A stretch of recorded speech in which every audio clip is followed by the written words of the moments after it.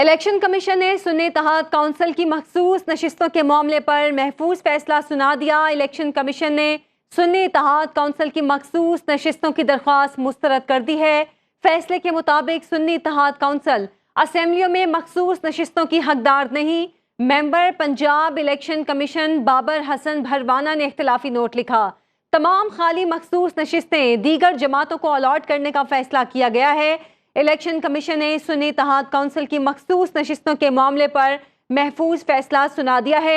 सुन्नी इत्तेहाद council की जानिब से मुतालिबा किया गया था कि उन्हें भी मखसूस नशिस्तें अलॉट की जाएं और इसी सिलसिले में उन्होंने असेंबली पर तनकीद भी की थी कि जब तक मखसूस नशिस्तों के हवाले से फैसला नहीं आता तब तक असेंबली के हवाले से इजलास आगे नहीं बढ़ाना चाहिए।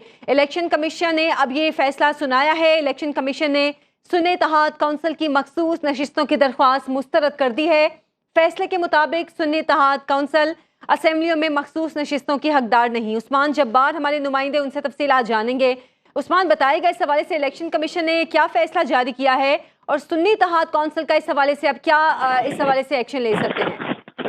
जी बिल्कुल, इलेक्शन कमीशन ने सुन्नी इत्तेहाद काउंसिल की जानिब से दरख्वास्त दी गई थी कि जो मखसूस नशिस्तें हैं उनको अलाट की जाए, जिस पर इलेक्शन कमीशन ने उनकी दरख्वास्त सुनने के बाद इस पर समाअत की और समाअत के दौरान तमाम जो इत्तेहादी जमात हैं उनकी जानिब से पाकिस्तान पीपल्स पार्टी, पाकिस्तान मुस्लिम लीग नून और दीगर जमातें पेश हुई। उनका मौक़िफ़ था कि सुन्नी इत्तेहाद काउंसिल को ये नशिस्तें नहीं मिलनी चाहिए, जबकि सुन्नी इत्तेहाद काउंसिल की जानिब से कहा गया था कि इलेक्शन जीत चुके हैं, हमारे पास जो कौमी असम्बली की नशिस्तें हैं उसके मुताबिक और जो सूबाई असम्बली की नशिस्तें हमारे पास उसके मुताबिक हमें नशिस्तें अलाट की जाए, जिस पर इलेक्शन कमीशन ने 5 जगह की जो बेंच है उसमें समाअत की और फैसले में किया था, जो कि अब सुना दिया गया है। फैसले में कहा गया है।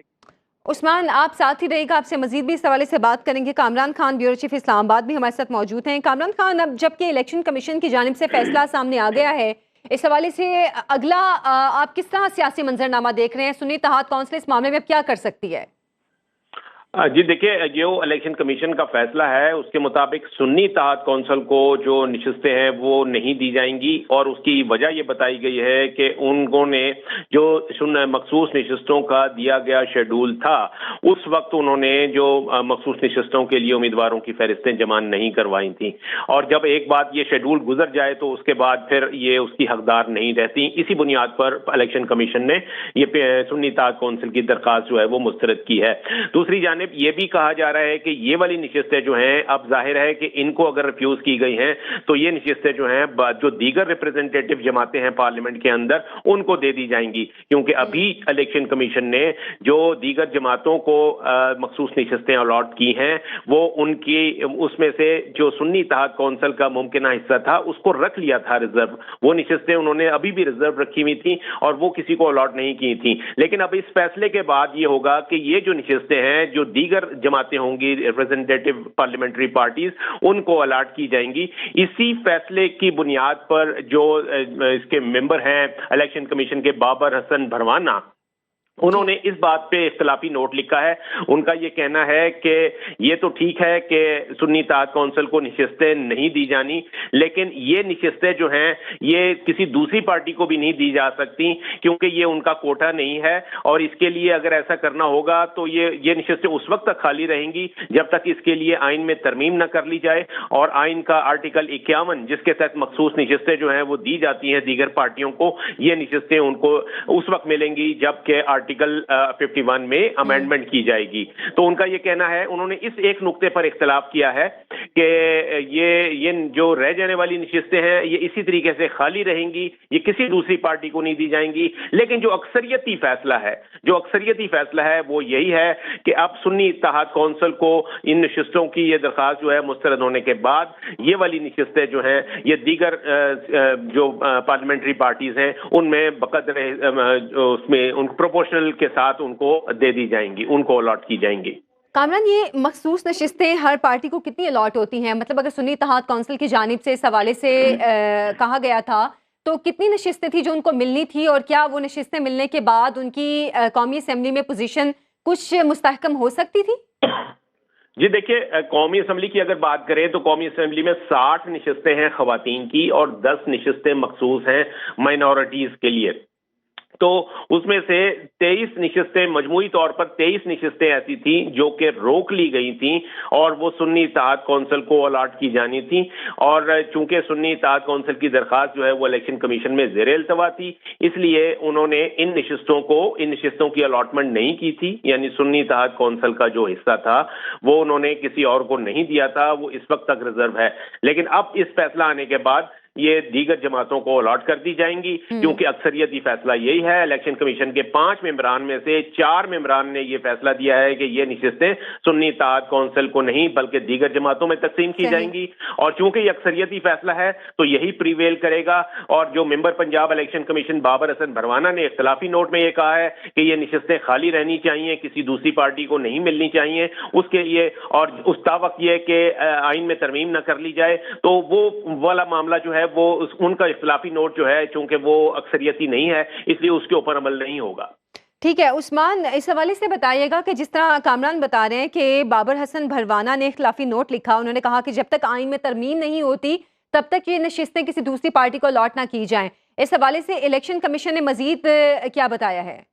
जी बिल्कुल, जब इस केस की समाअत हो रही तो उस वक्त भी इलेक्शन कमीशन में जो इत्तेहादी जमातें थे, पाकिस्तान मुस्लिम लीग नून पीपल्स पार्टी और दीगर जो जमातें थी, उनकी जानिब से यही कहा गया था कि जो इलेक्शन एक्ट है उसके दफा जो सेक्शन 104 है और 1 और 2 है उसके तहत चूंकि सुन्नी इत्तेहाद कौंसिल ने मखसूस दी नहीं थी, इसलिए जो मखसूस नशिस्तें हैं वो इन जमातों में तकसीम की जाए। लेकिन जो सुन्नी इत्तेहाद कौंसिल के वकील थे बैरिस्टर अली जफर और बैरिस्टर अली गौहर, उनकी जानिब से कहा गया कि आइन का आर्टिकल जो 51 है वो बड़ा वाज़ेह है। 51 डी में लिखा गया है कि जब इलेक्शन होते हैं और इलेक्शन के बाद जो आपको सीटें मिलती हैं कौमी असेंबली को और सूबाई असेंबली की, तो उसके बाद उसके मुताबिक ही जो मखसूस सीटें अलॉट की जाती है। तो उन्होंने आइन के आर्टिकल 51 डी के तहत ही इन तमाम जो मखसूस नशिस्तें उनकी उसका मुतालबा किया था। लेकिन इलेक्शन कमीशन में जो फैसला दिया उसमें इलेक्शन एक्ट जो सेक्शन 104 है उसका हवाला दिया गया है। और क्योंकि सुन्नी इत्तेहाद कौंसिल के पास कौमी असेंबली की तकरीबन 90 सीटें हैं, इस तरह पंजाब असेंबली की उनके पास 105 नशिस्तें हैं और खैबर पख्तूनख्वा में उनके पास 90 नशिस्तें हैं, जबकि जो सिंध असेंबली है वहाँ पर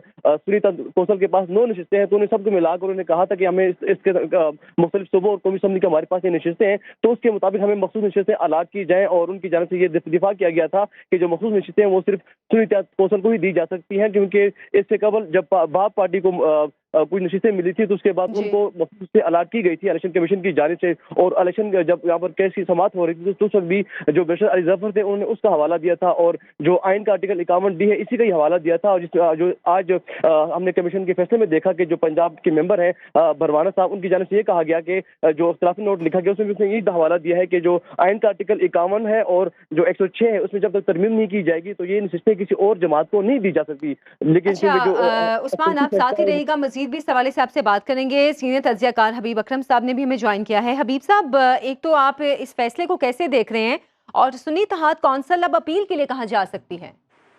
देखिए, अपील के लिए तो रास्ता है कि किसी हाई कोर्ट में चले जाएं और उसके बाद सुप्रीम कोर्ट में चले जाएं, क्योंकि ये मामला इतना सादा नहीं है जिस तरह इलेक्शन कमीशन ने इसको लिया है। इलेक्शन कमीशन ने बिल्कुल एक नया व्यू लिया है, उसने पूरी की पूरी असेंबली की कंपोजिशन को और हमारे दस्तूरी ढांचे को चैलेंज कर दिया है। तो लिहाजा ये ऐसा कानूनी नुक्ता है कि जो आला अदालतों में ही डिस्कस हो और फिर वहां पे इसके ऊपर कोई फैसला सुनाया जाए। लेकिन अहम तरीन बात यह है कि ये जो फैसला सुनाया गया और जिस वक्त सुनाया गया है, आप ये देखिए कि इससे खास तौर पर एक पार्टी को बहुत बड़ा फायदा पहुंचता है और वो पार्टी इस वक्त इलेक्शन में है। यानी 2 पार्टियां हैं इलेक्शन में। एक तरफ तो हुकूमती इत्तेहाद है जिसका जो सदारती इलेक्शन का जिसने उम्मीदवार बनाया है जनाब आसिफ अली जरदारी साहब को, और दूसरी तरफ महमूद खान अचकजई साहब हैं। तो ये जो फैसला है इस वक्त आना, इसने दरअसल एक फरीक को बराह रास्त उनके वोटों में इजाफा कर दिया है। हालांकि कानूनी तौर पर और दस्तूरी तौर पर अगर देखा जाए तो वो सीटें नहीं जीते, लेकिन यानी उतनी नशिस्तें नहीं जीते कि जिसके नतीजे में उन्हें उतने प्रोपोर्शन से दूसरी नशिस्तें मिल जाए।